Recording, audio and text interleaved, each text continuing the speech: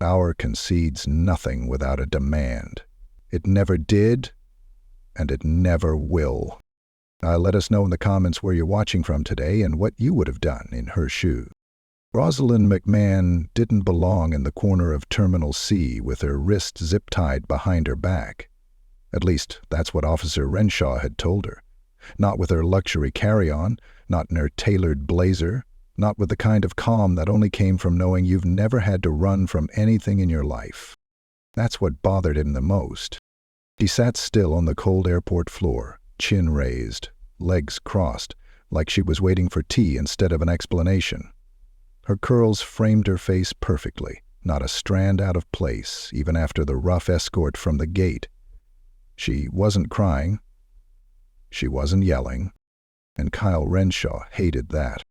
He was used to people begging, pleading, calling him sir like it might save them from whatever box he'd already put them in. But not this one. No.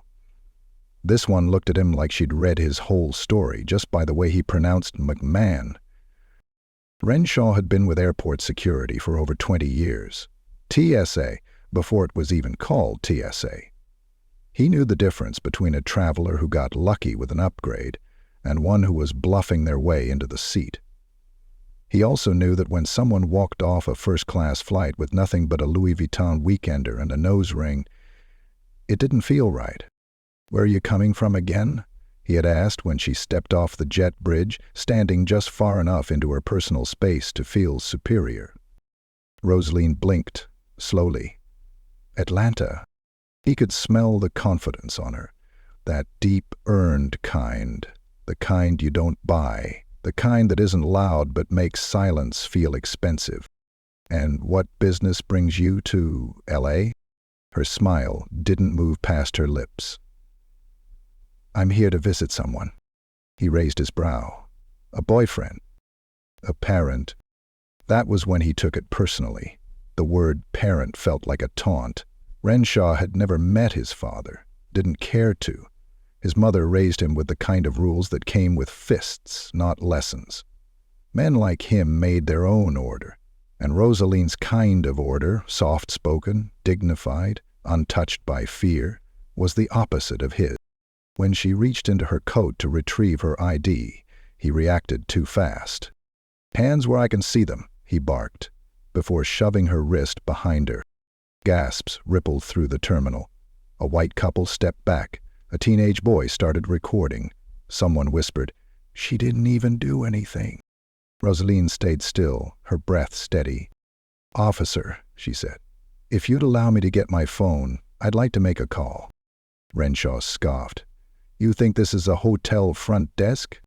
But it was already too late. In his grip, he'd missed the second phone tucked in her carry-on pocket, the one now buzzing against the bag's leather siding. Meanwhile, just outside on the tarmac, a private jet bearing the McMahon aviation insignia had landed. Rosalyn's father, Douglas McMahon, wasn't a man who made public appearances. He rarely left the comfort of his secluded estate in Palm Springs unless something was very wrong, or very personal. And this was both. Back inside, the airport had quieted.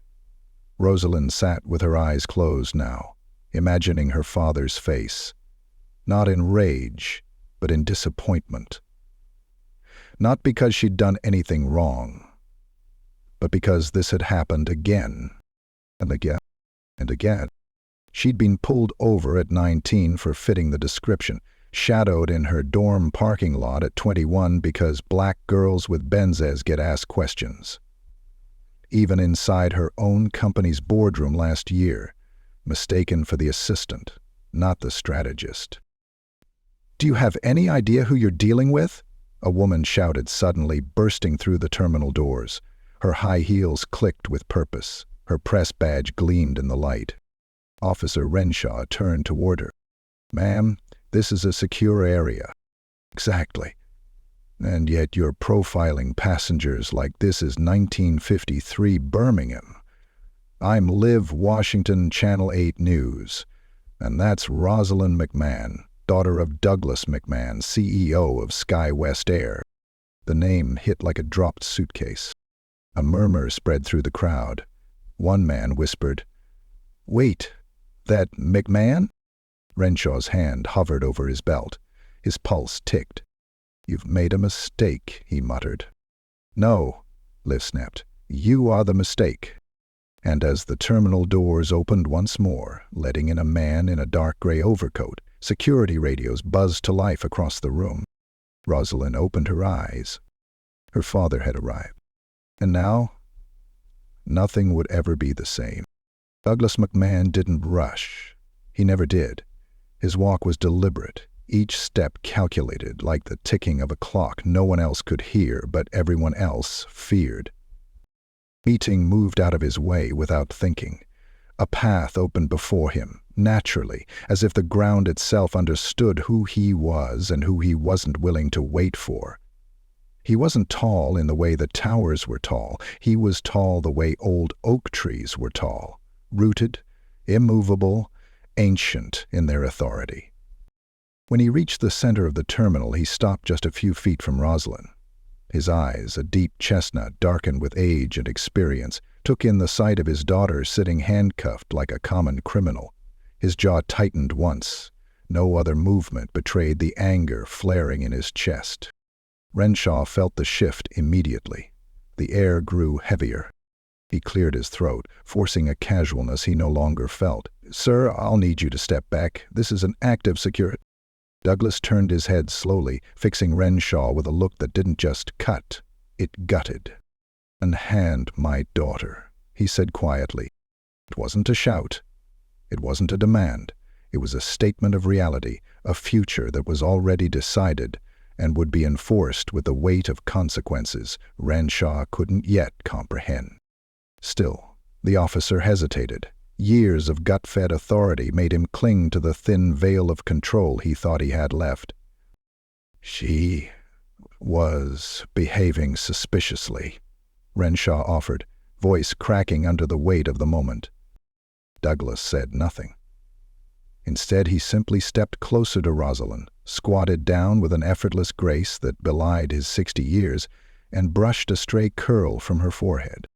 "Are you hurt?" he asked her, voice low and private.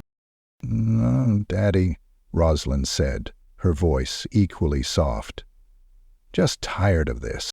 Douglas's hand brushed hers, still bound behind her back, and in that one touch a conversation passed between them, a history, a promise. Douglas straightened up and turned to face the growing audience. His gaze swept over the bystanders, travelers, employees, families. Some had phones still raised, some had dropped them in shame. All were watching. Good. He wanted them to watch, because what was about to happen was not just for Rosalyn. It was for every moment she'd been made to feel smaller, every inch of dignity chipped away by ignorance and fear. He turned back to Renshaw. "My name is Douglas McMahon," he said, enunciating each word with the precision of a surgeon, CEO of McMahon Aviation, parent company to 4 commercial airlines and multiple international subsidiaries. Renshaw blinked rapidly. "My daughter," Douglas continued, voice rising just slightly, "was a first-class passenger on one of my planes. And you," he let the word hang, poisonous in the air, "decided that wasn't acceptable." "Sir, I didn't know." "That's the problem," Douglas interrupted sharply. "You didn't need to know. Her humanity should have been enough." Around them, a thick silence pooled, heavy with guilt and shame, and too late realizations. An airport supervisor in a navy blazer jogged toward the scene, her face pale.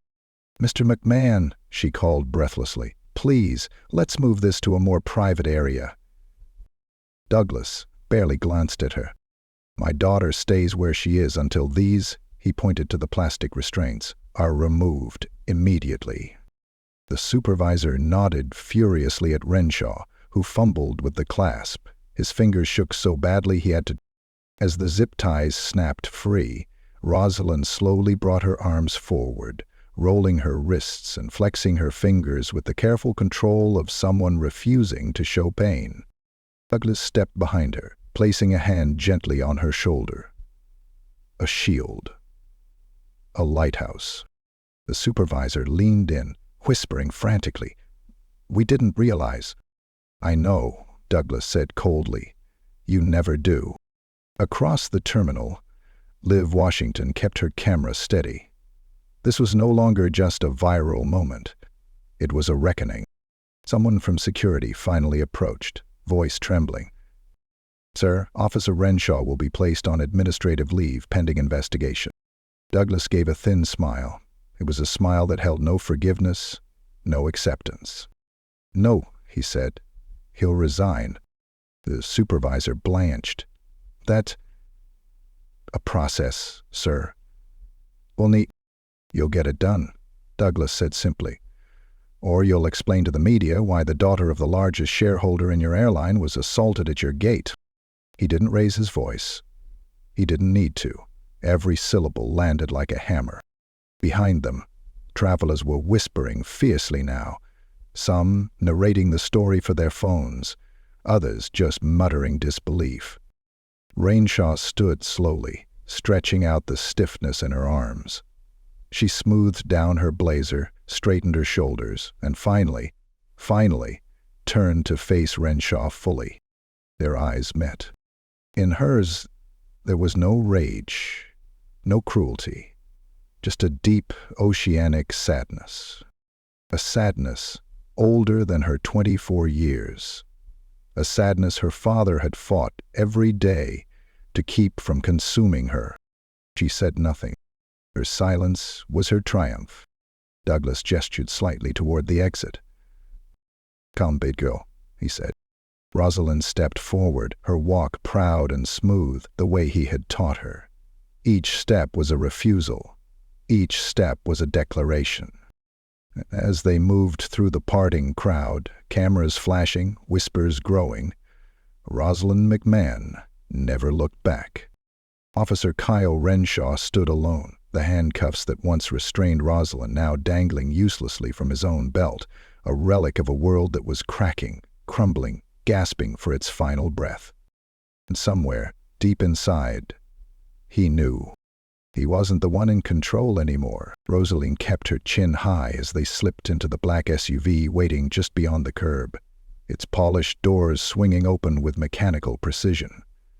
Inside, the leather seats smelled faintly of cedar and new beginnings. Douglas slid in beside her, a fortress of calm wrapped in Italian wool, while two security guards melted into the front seats, silent and watchful. Neither father nor daughter spoke for a long moment.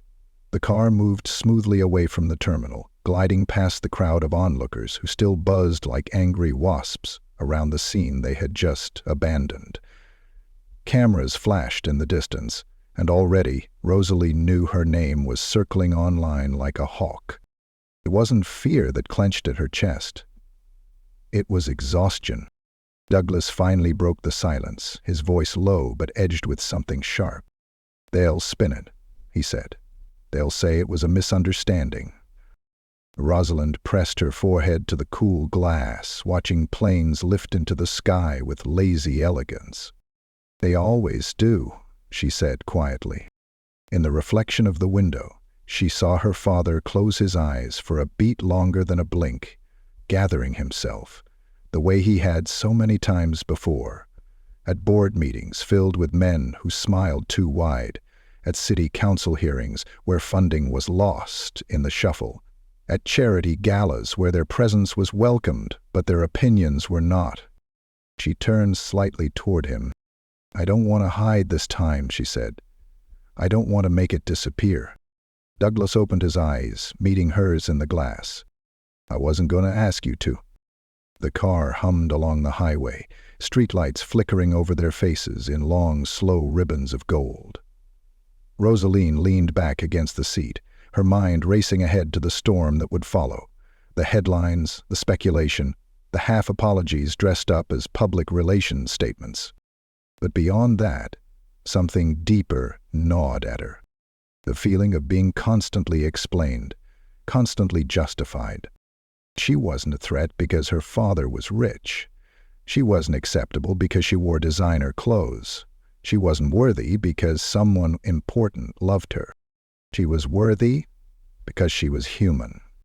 And how many more times would she have to prove it before it stuck?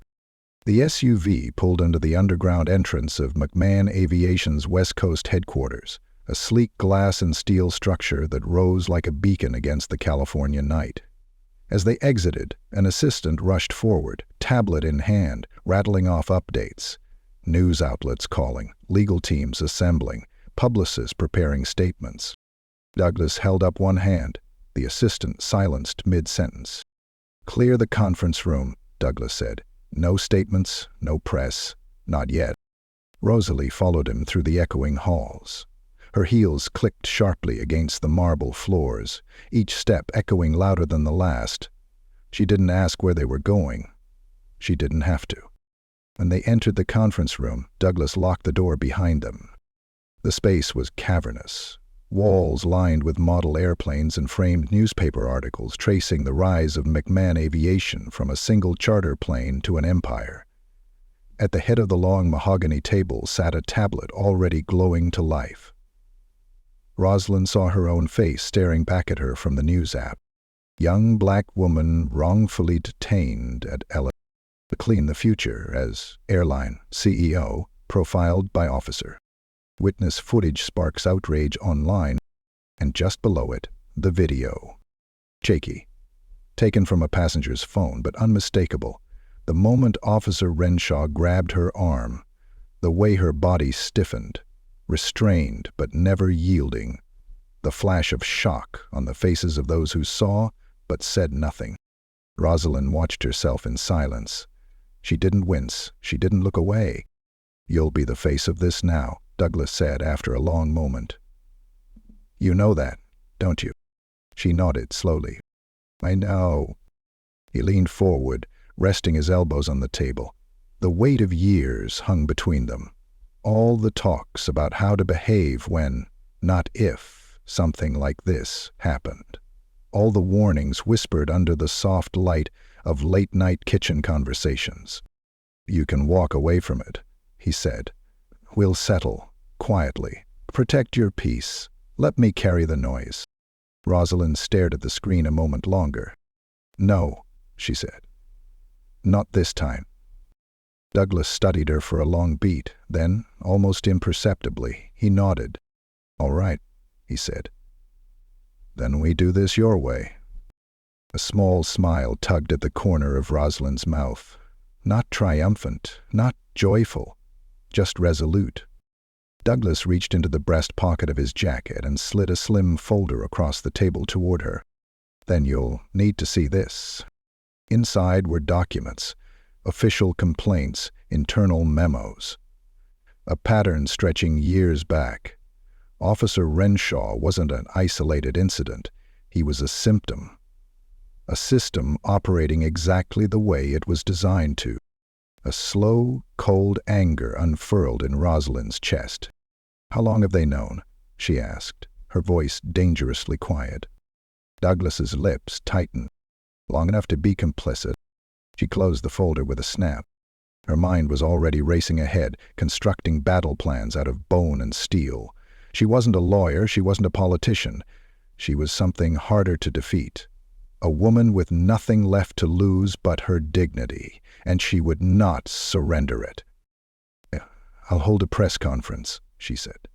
"Not just about me, about the pattern, about everyone who didn't have a father with a private jet to land and protect them." Douglas smiled then, a real smile, full of something old and proud. "You always were your mother's daughter," he said softly. Rosalyn's heart pinched at the mention of her mother, long gone but never far from her spirit. She pressed her hand to the folder, grounding herself. "Let's get to work." Douglas stood, extending a hand. Rosalyn took it, her grip firm and sure. Together they stepped out of the conference room and into the buzzing hive of the office, where assistants and executives parted like water before them. Outside the floor-to-ceiling windows, the city stretched out like a sea of stars, endless and unknowable. Rosalie stared into the darkness and smiled. This time, they would hear her. This time, they would not forget. The sun had barely touched the horizon when Rosalyn stepped onto the stage. There was no podium to hide behind, no script trembling in her hands. Only a single microphone, a sea of faces stretching out before her, and the weight of a history too heavy to carry alone. Journalists crammed the front rows, their lenses clicking like insects, students lined the sidewalks, their homemade signs bobbing above the crowd.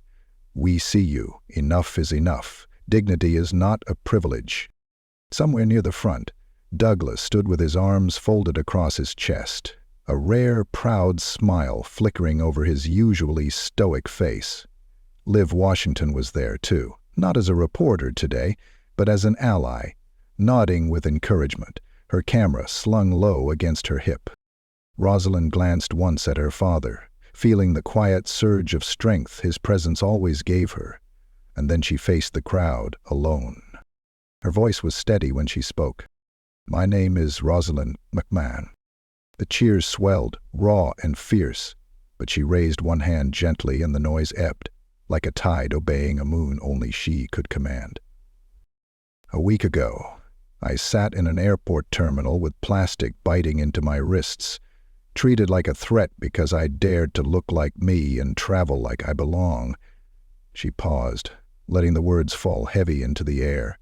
"Some people think this is a new story. It's not." The crowd listened, rapt, every breath hanging on her words. "This story is old," she continued. "It's written in every sideways glance when we walk into a room. It's scrawled across every job application where our names are too complicated. It's stitched into every extra screening, every random check, every hand hovering a little too close to a holster just because our skin reminds someone of their fears." Cameras flashed wildly, but Rosalyn's focus stayed locked on the crowd. Not the media, not the headlines waiting to be written. The people who needed to hear it. She took a breath and smiled. Not the practiced, polite smile she had learned to survive boardrooms, but a real one, tender and invincible at once. "But here's the thing about old stories. They can be rewritten." A woman near the front wiped at her cheeks. A little boy sitting on his father's shoulders waved a handmade sign that simply said, "I believe you." "My father taught me to carry myself with pride," she said. "My mother taught me that pride means nothing if you don't lift others with you. So today, I'm not just standing here for me." She stepped away from the microphone, her voice rising on its own power now, clear and commanding. "I'm standing here for every black child who was told they were suspicious before they could even speak, for every immigrant who was told to go back where they came from, for every woman who was mistaken for the assistant instead of the boss." The cheers returned, louder now, rolling across the plaza like thunder. "And I'm standing here for the ones who couldn't be here because someone silenced them first." Rosalyn returned to the microphone, her voice dropping into something more intimate, something sacred. "We are not asking for permission anymore. We are not asking for acceptance. We are claiming what was already ours, respect." The final word cracked through the air like a whip. In the back, Officer Kyle Renshaw watched from the edge of the crowd, his uniform traded for a rumpled polo, a baseball cap pulled low over his face. He had been forced to resign 2 days earlier under mounting pressure from McMahon Aviation, community leaders, and an internal investigation that uncovered a trail of misconduct long ignored by his superiors. No badge, no authority, no shield left to hide behind. He thought for a moment, only a moment, about stepping forward, about shouting something to drown her out, to tear her down. But then he saw the faces around him, the mothers clutching their sons tighter, the fathers blinking back tears, the teenagers with their fists raised high. He didn't stand a chance against that kind of truth. So he turned and slipped away, just another man, swallowed by a crowd that had outgrown him. On stage, Rosalyn finished her speech with a simple sentence. "We are not the problem. We are the future." And with that, she stepped back, letting the crowd's roaring affirmation lift her higher than any first-class flight ever could. Later, as the sun dipped lower, painting the sky in molten gold, Douglas found her sitting on the wide steps of the plaza, her heels kicked off, her bare feet curling into the warm stone. He sat beside her in silence, handing her a bottle of water. "You did good, baby girl," he said, his voice thick. Rosalyn took a sip and smiled. "We did good, Daddy." Across the plaza, news vans began to pull away, their anchors still rattling off sound bites, but it didn't matter anymore. The story had already found its real voice. It lived now in the chants still echoing in the streets, in the signs lifted high by small, determined hands, in the spark ignited in every heart that had heard her speak. Rosalind leaned back against the stone, her eyes tracing the stars just beginning to flicker into life above the city. She didn't know exactly what tomorrow would bring.